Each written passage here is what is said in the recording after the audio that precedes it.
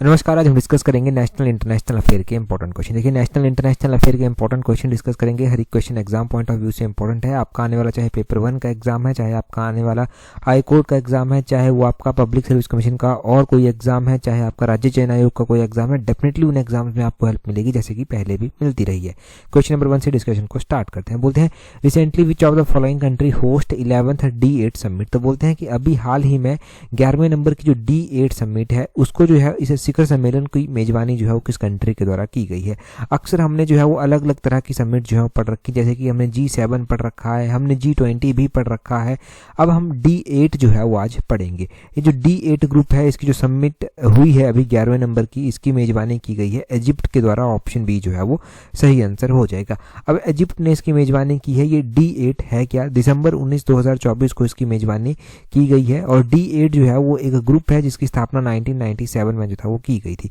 इसमें 8 developing countries जो हैं वो आती हैं। ये डेवलपिंग कंट्रीज कौन कौन सी है? इसमें एक बांग्लादेश आता है, दूसरा इजिप्ट आता है, तीसरा इंडोनेशिया आता है, चौथा ईरान आता है, पांचवा मलेशिया आता है, छठा जो है वो नाइजीरिया आता है, सातवां पाकिस्तान आता है, आठवां टर्की आता है। तो ये 8 कंट्रीज जो है वो इसमें आती है। क्या इंडिया इसका भाग है? तो देखो, इंडिया इसका भाग नहीं है, ये आपने ध्यान रखना है।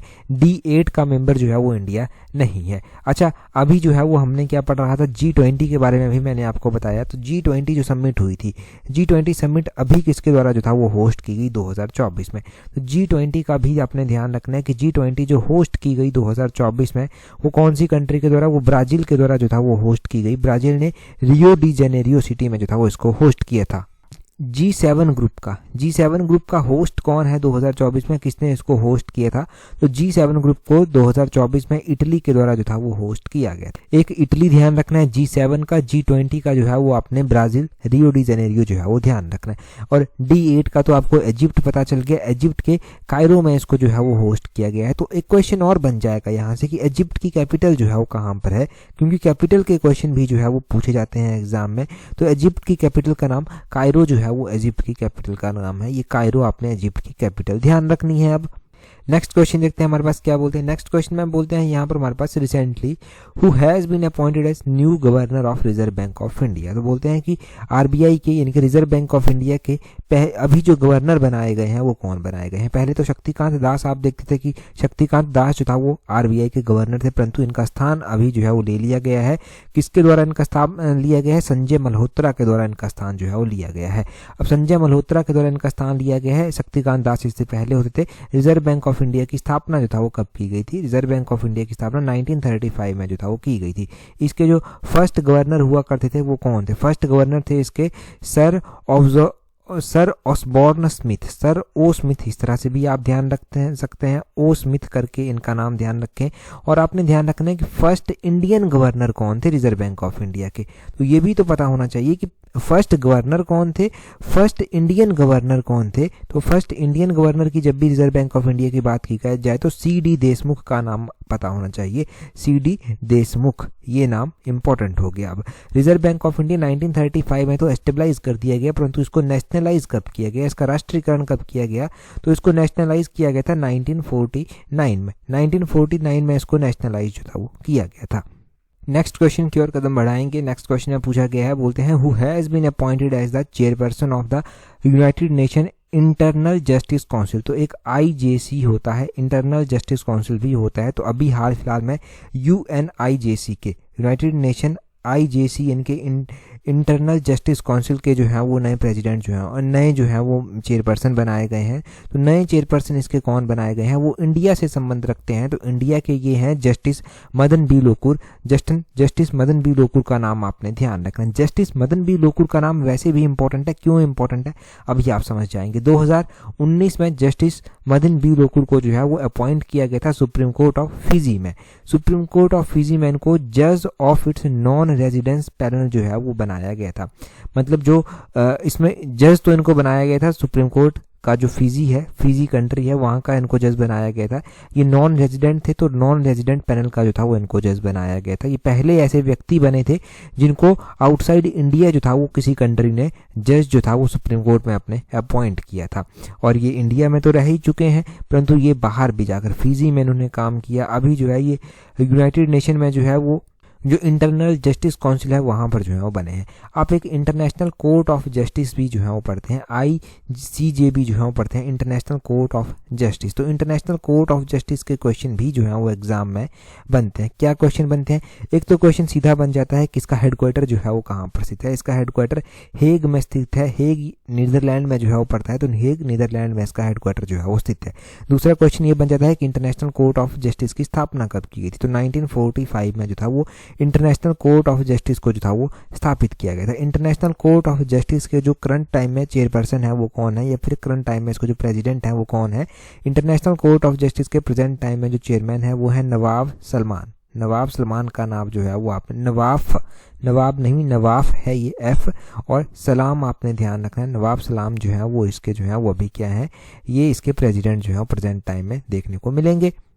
तो इंटरनेशनल कोर्ट ऑफ जस्टिस के क्वेश्चन भी जो है वो आपके पास क्लियर हो जाते हैं। नेक्स्ट क्वेश्चन की ओर अभी हम कदम बढ़ाएंगे। नेक्स्ट क्वेश्चन देखिए, नेक्स्ट क्वेश्चन में जो है वो क्या पूछा गया है। अगला क्वेश्चन देखो सिर्फ इसलिए इंपॉर्टेंट नहीं है कि ये पॉइंट टू पॉइंट पूछा जाएगा, स्टेटमेंट भी क्वेश्चन की जो है वो बन सकती है। किस किस तरह से स्टेटमेंट में क्वेश्चन पूछे जा सकते हैं वो भी अभी बताऊंगा। क्वेश्चन देखिए, बोलते हैं who has been awarded the Sahitya Akademi award 2024 for Hindi. तो बोलते हैं कि हिंदी के लिए ये साहित्य अकेडमी अवार्ड 2024 का दिया गया है। ये अलग अलग भाषाओं में दिया जाता है, परंतु ये स्पेसिफिक रूप से क्वेश्चन में हिंदी जो है वो पूछा गया है कि हिंदी में ये किसको दिया गया है। तो हिंदी में ये गगन गिल को जो है वो दिया गया है। गगन गिल का नाम ऑप्शन सी जो है वो ध्यान रखना है। देखो साहित्य अकेडमी अवार्ड कितनी भाषाओं में जो है वो दिया जाता है, तो ये साहित्य अकेडमी अवार्ड आपने ध्यान रखना है कि 24 भाषाओं में जो है वो दिया जाता है। 2024 में जो साहित्य अकेडमी अवार्ड दिया गया वो 21 राइटर्स, जो राइटर्स भी हैं, पोइट भी हैं, उनमें से कुछ उनको जो है वो दिया गया है। उनका जो काम है अलग अलग इंडियन भाषा में, उनको जो है ये इसलिए जो है वो दिया गया है। अगर हम हिंदी में बात करते हैं तो पोइट हैं गगन गिल, जिनको ये अवार्ड जो है वो दिया गया है। उनकी एक किताब है, उनकी एक पोइट्री की किताब है जिसके लिए इनको ये दिया गया है। मैं जब तक आई बहार, ये जो है एक किताब है जिसके लिए इनको दिया गया। तो अब दूसरा क्वेश्चन ये भी बन सकता है स्टेटमेंट में कि इनकी किताब कौन सी है जिसके लिए इनको ये अवार्ड दिया गया है। चलो हिंदी का तो हो गया, अंग्रेजी भी एक इंपॉर्टेंट भाषा है।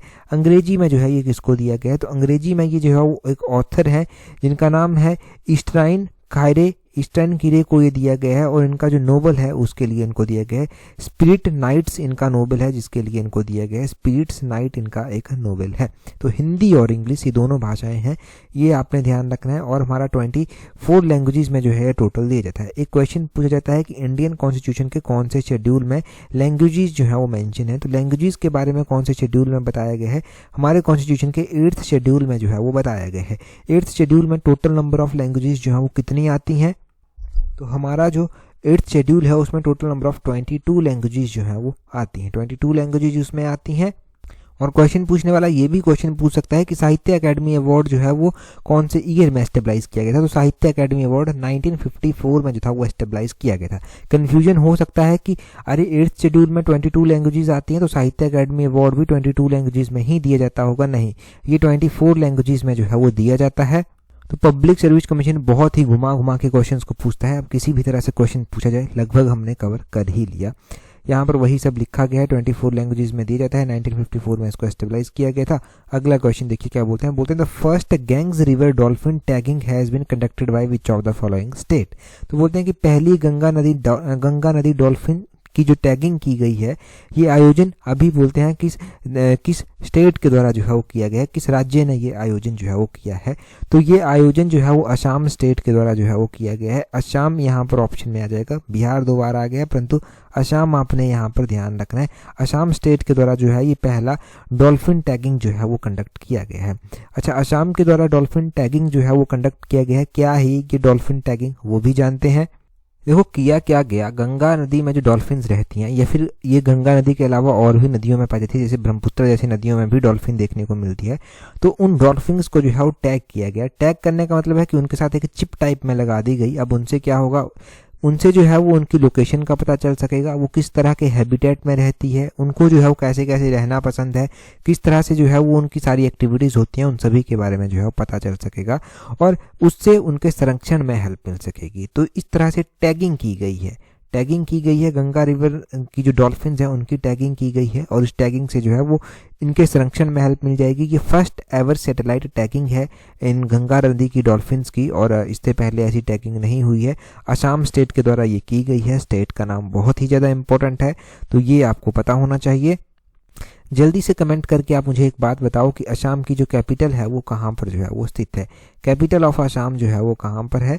नेक्स्ट क्वेश्चन देखते हैं हमारे पास क्या पूछा गया है। परंतु उससे पहले देखिए, अगर आप तैयारी कर रहे हैं पेपर 1 के लिए, आप तैयारी कर रहे हैं हाई कोर्ट के एग्जाम के लिए, पब्लिक सर्विस कमीशन के एग्जाम्स के लिए, राज्य चयन आयोग के एग्जाम्स के लिए, तो एक हमने कॉम्प्रिहेंसिव टेस्ट सीरीज चलाई है जो अपकमिंग एग्जाम्स में आपकी हेल्प करेगी। इस टेस्ट सीरीज में जो है हम जितने भी टेस्ट डिस्कस कर रहे हैं उनका वीडियो एक्सप्लेनेशन भी जो है वो साथ में कर रहे हैं, ताकि आप पेपर से पहले भी उनको समझ सकें चीज़ों को, और पेपर के दौरान भी जो है वो आप उनको रिवाइज कर सकें और अच्छे से जो 2, 4, 5, 7 नंबर की कमी रह जाती है आपकी, उस कमी को जो है वो पूरा कर सकें। तो ये टेस्ट सीरीज का लिंक नीचे डिस्क्रिप्शन बॉक्स, कमेंट बॉक्स में दिया गया है। अभी तक स्लॉट 1 में आप खुद को रजिस्टर कर सकते हैं, जहां पर अच्छा खासा डिस्काउंट आपको दिया जा रहा है। लिमिटेड पीरियड तक ही ये डिस्काउंट स्लॉट 1 का रहेगा।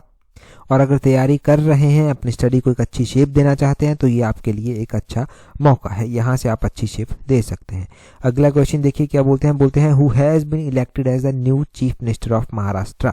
तो महाराष्ट्र में अभी इलेक्शन हुए, महाराष्ट्र के नए चीफ मिनिस्टर जो था वो बनाए गए। बोलते हैं महाराष्ट्र के जो नए चीफ मिनिस्टर बनाए गए हैं वो किसको जो है वो महाराष्ट्र का नया चीफ मिनिस्टर जो है वो बनाया गया है। तो देवेंद्र फडणवीस, ऑप्शन सी जो है वो सही आंसर हो जाएगा। देवेंद्र फडणवीस को जो है वो महाराष्ट्र का न्यू चीफ मिनिस्टर जो है वो बनाया गया है।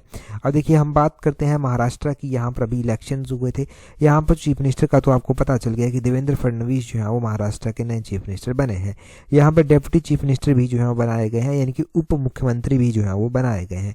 अब उप मुख्यमंत्री जो है वो किसको बनाया गया है, तो वो एकनाथ शिंदे को बनाया गया है। एकनाथ शिंदे भी जो है वो डेप्यूटी सीएम बने हैं और अजीत पवार भी डेप्यूटी सीएम जो है वो बनाए गए हैं। तो ये 2 लोग डेप्यूटी सीएम बनाए गए हैं और चीफ मिनिस्टर कौन बनाए गए वो तो आपको पता चल ही गया। महाराष्ट्र में इलेक्शन हुए थे, तो महाराष्ट्र में total number of Vidhan Sabha seats जो है वो कितनी आती हैं। महाराष्ट्र में जो टोटल नंबर ऑफ विधानसभा की सीट्स आती हैं वो 288 सीट्स जो है वो यहाँ पर आती हैं।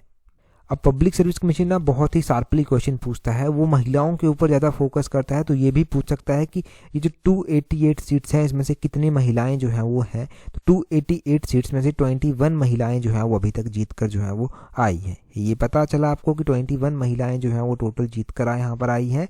और मिनिस्टर जो हैं वो टोटल कितने बने, मिनिस्टर जो हैं टोटल 42 मिनिस्टर बने। मिनिस्टर इतने इंपॉर्टेंट नहीं है, महिलाएं ज़्यादा इंपॉर्टेंट हैं। टोटल नंबर यहाँ पर सीट्स कितनी हैं वो भी बहुत ज़्यादा इंपॉर्टेंट है। महाराष्ट्र के जो सीएम हैं, डेप्यूटी सीएम हैं, उनका नाम पता चल गया। नेक्स्ट क्वेश्चन की ओर बढ़ेंगे। नेक्स्ट क्वेश्चन में जो है वो क्या बोलते हैं, नेक्स्ट क्वेश्चन में बोलते हैं recently which of the following country has been chosen to the chair of the 68th session of United Nations Commission on Narcotic Drugs। तो बोलते हैं कि हाल ही में निम्नलिखित में से किस देश को संयुक्त राष्ट्र के नारकोटिक ड्रग्स का जो आयोग है उसमें 68 सत्र की अध्यक्षता के लिए जो है वो चुना गया है। तो ये जो नारकोटिक ड्रग्स का आयोग है, United nation commission on narcotic drugs इसको बोला गया, इसकी जो 68 सेशन के लिए चेयरमैन चुना गया है वो इंडिया को जो है वो चुना गया है। अपना देश भारत जो है वो पहली बार यहाँ के लिए चुना गया है और भारत के जो एम्बेसडर हैं शंभू एस कुमारन, ये इंडिया के परमानेंट रिप्रेजेंटेटिव है यूनाइटेड नेशन में, और यूनाइटेड नेशन इन वियना में ये हैं। तो ये ऑफिशियली इस चार्ज को जो है वो एज्यूम करेंगे, इस रोल को जो है वो प्ले करेंगे यहाँ पर। तो ये बहुत ज़्यादा इंपॉर्टेंट है, जब इंडिया को इस तरह से पहली बार कहीं पर जो है वो चुना जाता है। तो इंडिया पहली बार ही चुना गया यूनाइटेड नेशन कमीशन और नारकोटिक ड्रग्स के लिए, तो इसकी अध्यक्षता जो है वो इंडिया को करने का मौका मिला है। यहाँ से ज़्यादा क्वेश्चन बनेंगे भी नहीं, यहाँ से क्वेश्चन बना तो पॉइंट टू पॉइंट ये क्वेश्चन जो है वो बनेगा और पॉइंट टू पॉइंट आपका ये क्वेश्चन सही भी होना चाहिए। नेक्स्ट क्वेश्चन में देखें क्या बोलते हैं। नेक्स्ट क्वेश्चन में बोलते हैं which day is observed as national mathematics day. तो अभी नेशनल मैथमेटिक्स डे जो है वो मनाया गया है। बोलते हैं ये नेशनल मैथमेटिक्स डे जो है वो कब मनाया जाता है। तो बोलते हैं नेशनल मैथमेटिक्स डे जो है वो कब मनाया जाता है, दिसंबर के महीने में जो है वो मनाया जाता है। अब ये दिसंबर के महीने में कब, ये 22 दिसंबर को जो है वो मनाया जाता है। ऑप्शन इसका सही हो जाएगा ऑप्शन बी, 22 दिसंबर को ये मनाया जाता है। और हम बात करते हैं नेशनल यानी कि राष्ट्रीय स्तर पर जो मैथमेटिक्स डे मनाया जाता है उसकी बात कर रहे हैं। तो ये एस जो रामानुजन थे, श्रीनिवासन रामानुजन थे, उनको श्रद्धांजलि देने के लिए जो है ये इम्पोर्टेंट डे जो है वो मनाया जाता है।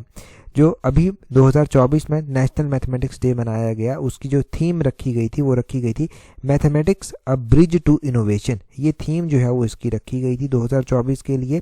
और 22 दिसंबर को मनाया गया। श्री निवासन रामानुजन की बर्थ एनिवर्सरी को यहाँ पर हम सेलिब्रेट करते हैं। 2012 से ये जो है वो मनाया जा रहा है। और उस टाइम मनमोहन सिंह जो था वो प्रधानमंत्री होते थे जिनके द्वारा इसको अनाउंस किया गया था। ये तो नेशनल लेवल के मैथमेटिक्स डे की बात हो गई। परंतु वर्ल्ड लेवल पर भी मैथमेटिक्स डे जो है वो मनाया जाता है। ये दिसंबर 22 वाला तो पेपर 1 में पूछा जा चुका है, परंतु वर्ल्ड मैथमेटिक्स डे जो है वो कब मनाया जाता है? वो 14 मार्च को जो है वो मनाया जाता है।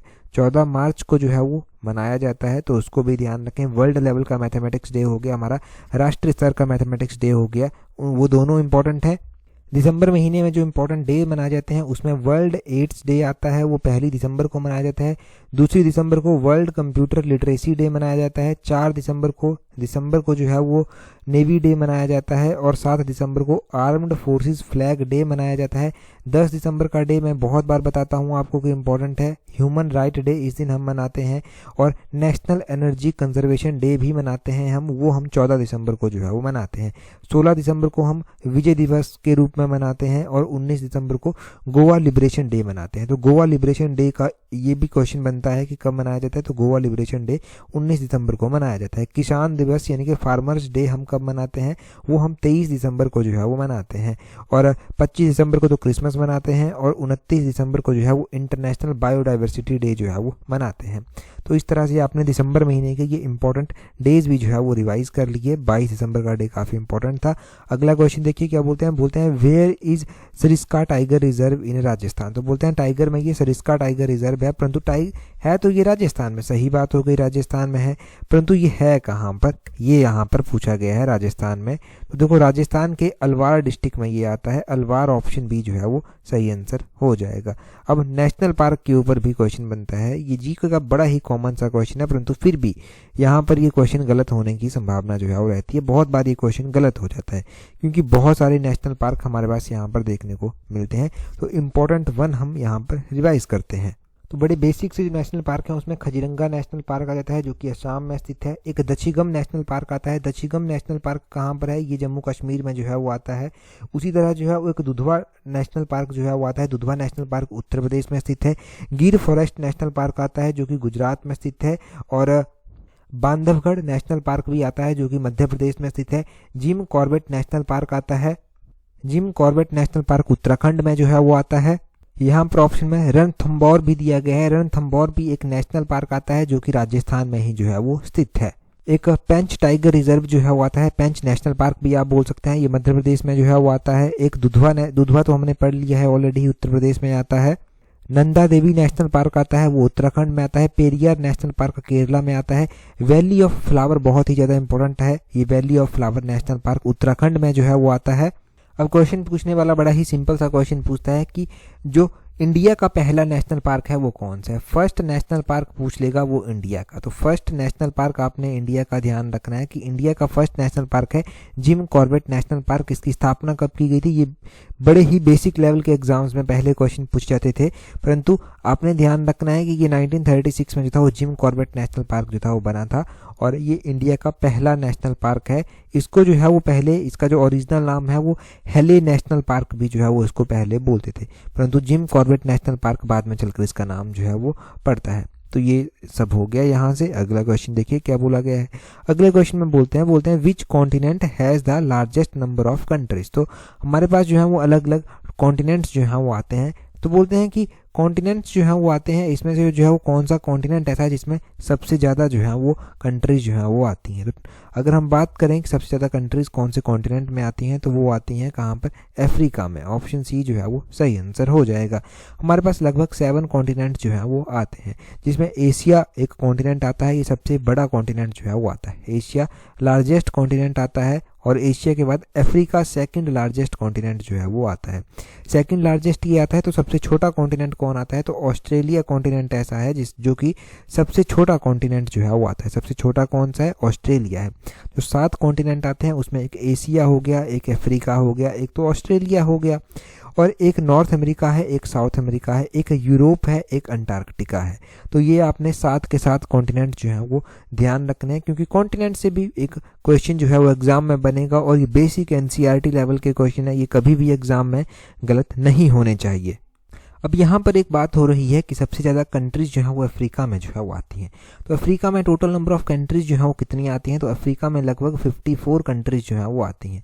अफ्रीका के बाद दूसरे नंबर पर अगर हम कंट्रीज़ की बात करते हैं तो दूसरे नंबर पर एशिया में जो है वो कंट्रीज आती हैं। एशिया में कितनी कंट्रीज जो है वो आती हैं? एशिया में 48 कंट्रीज जो है वो आती हैं। और उसके बाद यूरोप है, यूरोप में कितनी कंट्रीज जो है वो आती हैं?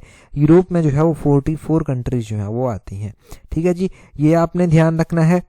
कौन से कॉन्टिनेंट में कितनी कंट्रीज आती हैं, किस कॉन्टिनेंट में लार्जेस्ट नंबर ऑफ कंट्रीज हैं, कौन सा continent in term of area सबसे बड़ा है, वो एशिया है। परंतु इन टर्म ऑफ कंट्रीज अगर हम बात करें तो वो अफ्रीका आ जाता है।